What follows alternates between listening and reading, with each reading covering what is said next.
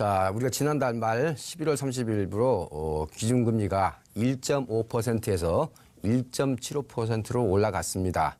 자, 그렇지만은 시장에서의 어떤 느끼는 영향이 과연 부동산 시장에 어떻게 영향이 클 건가? 그렇다면 영향이 좀 미미할 건가? 이런 부분에 대해서 이제 우리가 촉각을 곤두세우고 있는데요.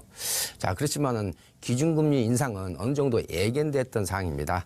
자, 그렇기 때문에 제가 그 기준금리 인상으로 인해서 대출금리가 어떤 상관관계를 가지고 움직이는지, 또한 이런 게 주택시장이라든지 부동산 시장에는 어떻게 영향을 줄 건지, 이런 부분까지 좀 짚어드리는 시간이 되도록 하겠습니다. 자, 먼저 우리가 기준금리하고 우리가 직접 시장에서 느끼는 대출금리하고의 어떤 상관성에 대해서 좀 우리가 상식을 좀 키워보는 시간을 갖도록 하겠습니다. 자, 먼저 우리가 시중은행도 기본적으로 어디선가 돈을 빌려서 우리 일반 고객한테 대출을 해준다는 거죠. 그렇기 때문에 기본적으로 시중은행도 어디선가 돈을 빌려온다 하는 그런 우리가 원리를 좀 이해를 하셔야 됩니다. 자, 그렇기 때문에 기본적으로 이렇습니다. 자, 지급하는 이자가 다양합니다. 즉 시중은행도 여러 군데에서 돈을 빌려온다 이거죠. 그렇기 때문에 그 빌려오는 소스가 다양하기 때문에 그 지급하는 이자도 역시 다양하다는 겁니다. 즉 예를 들어서요, 한국은행에서 RP 빌려오는 돈이 있을 거고요. 그다음에 고객의 어떤 예금이라든지 적금이라든지 그다음 부금이라든지 이런 것도 대출하는 하나의 자금 조달 소스가 되겠죠. 그다음에 채권 발행, 예를 들어서 금융채 같은 게 해당되겠죠.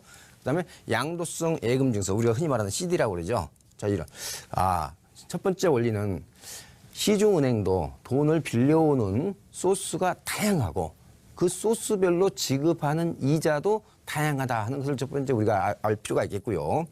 자, 그러면서 두 번째 원리는 이렇습니다.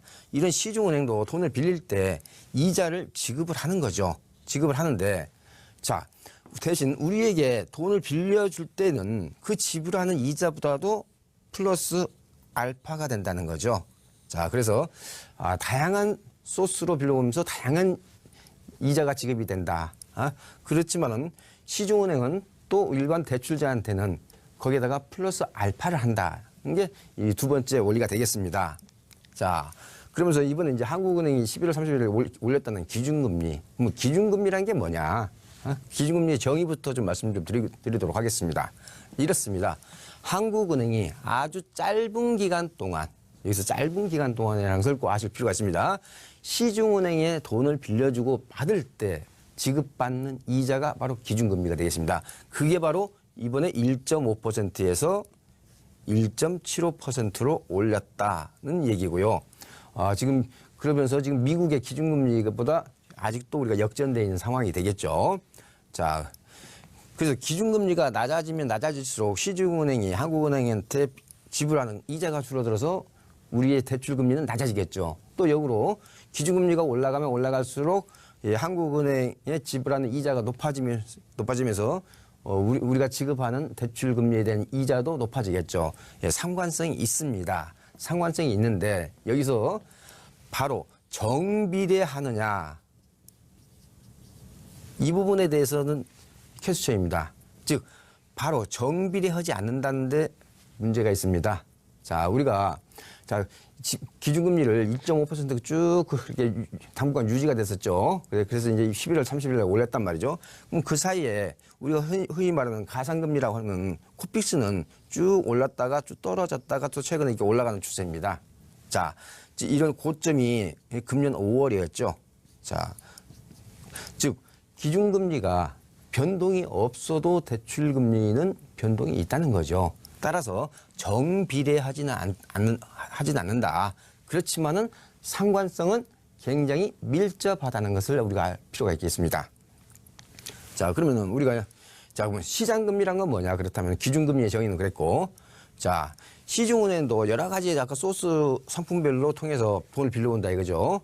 그 이자가 비싸면은 시장금리가 올라가는 겁니다. 자, 그렇기 때문에 한국은행에서 빌려오는 기준금리가 전체 우리가 대출받을 수 있는 금액의 많은 부분을 차지하는 게 아니지 않습니까? 따라서 정비례하지 않는다는 걸 알 수가 있겠고요. 우리 대출 이자를 갖다가 시장 금리가 오르면 오르죠. 자, 그래서 대출 금리가 상승하는 겁니다. 자, 그래서 기준금리와 시장 금리가 밀접한 상관성은 있으나 정비례하지는 않는다는 점을 우리가 꼭 알 필요가 있겠습니다. 자, 그다음에 이제 우리가 실제 이제 담보대출 금리, 예, 자, 먼저 변동금리를 보겠습니다. 변동금리 여러 수단을 통해서 돈을 빌려오기 때문에 그 시중은행은 그런 수단별로 이자를 제각각 해서 가중평균을 냅니다. 가중평균. 이걸 갖다가 우리가 가중평균 금리라고 하죠. 그래서 우리가 약자로 코픽스라고 합니다. 자, 코픽스인데 아까도 제가 말씀드렸죠. 이 코픽스가 기준금리가 1.5%를 꾸준하게 유지가 되고 있었음에도 불구하고, 예, 연초 대비 연초에는 좀 낮았죠. 쭉 낮다가 한 5월 달에 올라갔다가 또 하락했다가 또 이제 최근에 또 다시 오르는 상승하는 그런 패턴을 그리고 있습니다. 자, 그렇기 때문에 시중은행이 여러 소스로부터 빌려올 때 지급하는 이자가 아주 다양하기 때문에 이걸 가중평균 낸 거에다가 거기다가 일정한 가상금리를 추가를 해서 하는 게 우리가 변동형 금리, 대출금리가 되겠습니다. 실제 적용받는. 자, 이번에는 이제 고정금리 한번 보겠습니다. 고정금리. 자, 고정금리 같은 경우는 이렇습니다. 장기 금융채 금리가 거의 좌우를 합니다. 자, 그래서 특정 금융기관에서 장기적으로 융자를 제공할 때 발생하는 채권이면서요. 이건 매일매일 바뀝니다. 금리가. 매일 갱신되면서 시중은행들의 어떤 혼합형 고정금리의 기준으로 사용을 하고 있습니다. 그래서 장기 금융채 금리가 하나 기준이 되겠구나. 아까는 변동형 금리 같으면은 코픽스가 기준이 됐었죠. 여기에다가 이제 일정의 이제 대출금리 상승 폭을 갖다 플러스 알파 해서 우리가 실질적으로 대출받는 금리가 되겠습니다. 자, 그렇다면 앞으로 금리 변동성이 어떻게 될 건가 하는 측면을 좀 말씀 좀 드리도록 하겠습니다. 자, 첫 번째, 우리 기준금리가 올라가는 거에 있어서 가장 큰 영향을 받는 게 미국의 기준금리가 되겠습니다. 자, 미국의 기준금리는 자, 우리가 2015년부터 본격적으로 상승을 시켜왔습니다. 자, 그래서 이제는 한 3년간 쭉 올라왔기 때문에 이제는 좀 속도 조절이 예상이 되는 시기입니다. 속도 조절. 즉, 인상 시기를 어느 정도 폭을 늘린다든지 상승폭을 둔화시킬 가능성이 많습니다. 그렇기 때문에 미국의 기준금리가 그동안에는 2015년부터 꾸준하게 계속 올라왔다면은 지금은 어느 정도 속도 조절하는 시기에 진입을 했다고 볼 수가 있습니다. 자, 그리고 자, 미국이 아니고 한국이죠. 한국의 금리 인상은 1.75% 이번에 이제 올렸단 말이죠. 올렸다면은 제가 볼 때는 내년도 한 해는 인상하기가 좀 어렵지 않으나 봅니다. 인상하기가 좀 어려울 것 같다. 그 이유는 이렇습니다. 일단 주택담보대출도 문제지만은요. 더더욱이 어려운 것은 영세 자영업자의 어떤 사업자 대출 부분이 이자 부담이 클 수밖에 없습니다.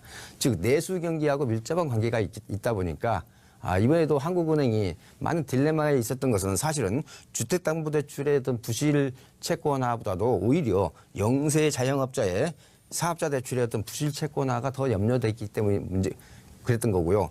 자, 그렇다면 이런 향후 금리 인상이 내년도 같은 경우는 기준금리 인상이 거의 없을 것 같다는 게 제 예측이고요. 또한 미국의 금리 인상도 이제는 상승 시기를 좀 더 둔화시키는 좀 기간을 좀 넓혀가는 그런 시기에 진입을 했기 때문에 내년도 금리 같은 경우는 기준금리 같은 경우는 그렇게 변동성은 없다고 봅니다. 그렇지만은 내수 경기나 이게 조달금리가 올라가서 실질적으로 담보대출을 받는 금리 같은 경우는 주택 같은 경우는 한 4% 선이 될 가능성이 많고요. 주택 같은 경우는 상가나 토지나 이런 경우는 5%까지도 기대가 될 수가 있습니다. 자, 그런데 이러한 사항들은 이미 이 부동산 시장에서 어느 정도 예측이 됐던 겁니다. 예측이 되다 보니까 부동산 시장에 분명히 마이너스 요인인 건 맞습니다. 그렇지만은 영향은 그렇게 저는 크다고 보지 않습니다. 왜냐? 대부분 이런 금리 인상에 대해서 미리 어느 정도 예고가 되다 보니까 시장에 부동산 시장에 선반영된 부분이 일정 부분이 있다는 거죠. 자, 그래서 금리 인상이 전체 전반적인 부동산 시장에 마이너스 요인인 건 맞습니다. 그렇지만은 일정 부분 예견된 부분이 미리 있었기 때문에, 즉 선반영된 부분이 있기 때문에 우리가 당초 생각했던 것보다는 영향은 좀 미미할 수 있다. 그렇지만은 마이너스 요인인 것은 확실합니다. 자, 그래서 제가 오늘은 한국은행의 기준금리 인상으로 인해서 우리 대출금리에 어떤 상관성이 있는지, 또한 향후 부동산 시장에 어떤 영향을 줄 가능성이 있는지에 대해서 제가 정리를 해서 말씀을 좀 드렸습니다.